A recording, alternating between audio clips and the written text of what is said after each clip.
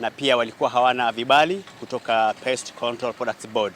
Kwa hivyo watatu hao waliweza kukamatwa na sahihi leo wameletwa kotini hapa Malindi.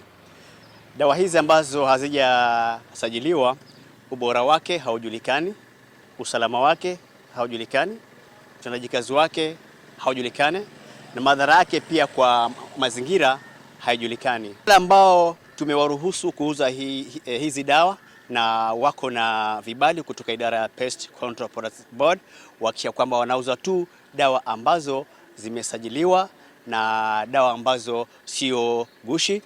Na kwa umma tungewatahadharisha dhidi ya kununua dawa kutoka kwa maduka ama sehemu ambazo hazijapatiwa vibali.